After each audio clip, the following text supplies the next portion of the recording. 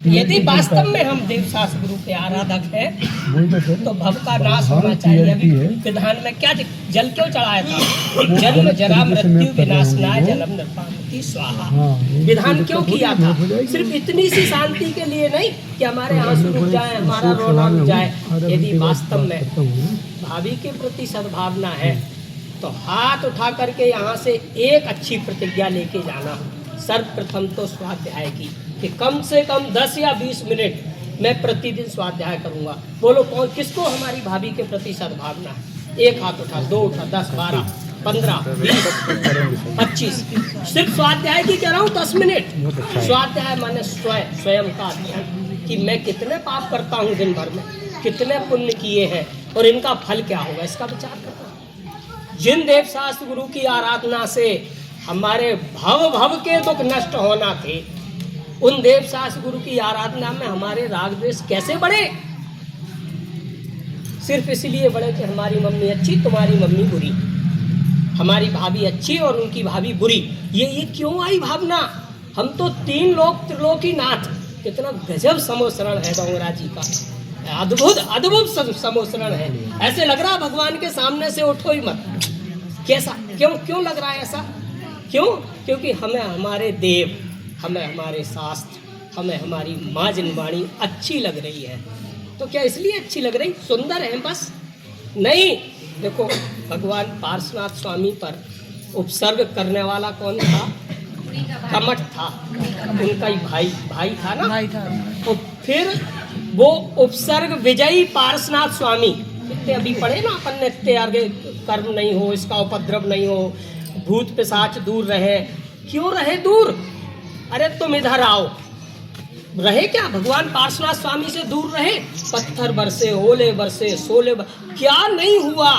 फिर भी वे भगवान पार्श्वनाथ स्वामी, मुनिराज पार्श्वनाथ स्वामी अपनी आराधना से नहीं चिके। क्या कहना चाहता हूँ? ये कहना चाहता हूँ कि ये यदि मनुष्य भाव मिला है तो इतने के ही लिए नहीं मिला कि मेरा परिवार अच्छा हो जाए, घर अच्छा हो जाए, मंदिर अच्छा हो जाए, समाज अच्छा हो जाए। अपनी आराधना के लिए मिला है। वो काम हमारे पार्श्वनाथ स्वामी ने किया है। वो उपसर्ग कमठ के सहे, और वो कमठ उपसर्ग वाला, उसको भी अपनी आत्मा की आराधना आई और वो भी मोक्षगामी जीव। गजब की बात है। ये है जैन धर्म। अच्छे बुरे की कोई परिभाषा नहीं है जैन धर्म में। कितनी मैं साथ रहा, मेरे घर पे भी रही माँ जी, क्या बोलती थी? आप हमें प्रवचन सुनाओ। प्रवचन हम मंदिर करते हैं, घर पे तो आप चर्चा करो, प्रश्न पूछो, कितनी भी। इतनी तीव्र उत्कंठा होती थी धर्म चर्चा करने की कि बहुत कम लोगों में इतने सरल परिणाम, इतने भद्र परिणाम, उन भद्र परिणाम, उनकी जैसी भी स्थिति रही हो। अब परिवार एक रूप से व्यवस्थित, काय के उदय में, अभी भैया ने बताया था ना कि सब कर्म के उदय में। अब मैं पूछता हूँ कौन से कर्म शांत कर लेवे, कैसे कर लेवे? सारे कर्म, सारा जगत, चाहे चतुर्थ काल हो चाहे पंचम काल हो, हमें देव शास्त्र गुरु की आराधना पूर्वक आत्म आराधना करना पड़ेगी। इसके अलावा सुख का कोई उपाय नहीं है, कोई उपाय नहीं है। देव शास्त्र गुरु की शरण किस लिए थी कि हे प्रभु, हे शांतिनाथ भगवान, हे मुनिराज, हे माँ जिनवाणी, आपकी शरण में हम आकर के अब हम अपनी शरण में जाना चाहते हैं। क्या कहा? हे माँ जिनवाणी, आपकी शरण में आकर के हम अपनी शरण में। क्या किया था भाई पार्श्वनाथ भगवान ने? क्या किया था? किसकी शरण ली थी? यदि ऊपर की शरण नहीं लेवे, आज हम किनका शासन चल रहा है? भगवान महावीर स्वामी का। तो भगवान महावीर स्वामी के शासन में हम भगवान महावीर स्वामी की शरण लेकर के अपनी शरण लेना है। पार्श्वनाथ भगवान की शरण नहीं ली भगवान महावीर स्वामी ने। रोना मत, छोड़ो सब, ऐसा ही होना था। देखो मैं एक बात और बताऊं, इतनी दुर्घटनाएं हो रही हैं। अभी कल एक घटना घटी, कोई गुना से कोई सज्जन आ रहे थे टीकमगढ़, एक्सीडेंट हुआ और हो गया। उनका तो हमें बिल्कुल दुख नहीं हो रहा। क्यों नहीं हो रहा? क्योंकि हमें उनसे मोह नहीं था, उनसे राग नहीं था, द्वेष नहीं था, सामाजिक बंधु थे। अरे भैया अच्छा नहीं हुआ, दर्द तो हुआ ना, इतना ही। इसलिए समझ में घटना घटी, ये घट गई, हो गई। अब अपनी माँ जिनवाणी की शरण में जाना। नियम ले लो कि हम 20 मिनट प्रतिदिन स्वाध्याय करेंगे।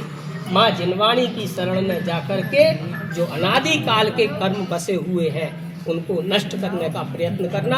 और सच्ची श्रद्धांजलि हम सभी की यही होगी कि आज के दिन एक कोई व्रत नियम अवश्य लेवे, देव दर्शन का लेवे, रात्रि भोजन के त्याग का लेवे, जमी कंद इत्यादि को छोड़ देवे, 20 मिनट स्वाध्याय का नियम लेवे, तो हमारी भाभी जी हमारे हृदय में सदैव जीवित रहेंगी। अन्यथा तो ऐसे कई जीव आए और कई गए।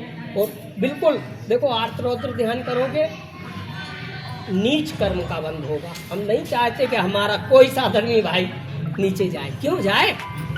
यही भव हमें अपने आत्म कल्याण के लिए मिला है। नहीं कर पाए कोई बात नहीं, अगली गति फिर मिलेगी, पर गति बढ़ाने के लिए गति नहीं करना। इसलिए देव अपने स्वाध्याय की शरण लेवे। सच्ची श्रद्धांजलि यही है।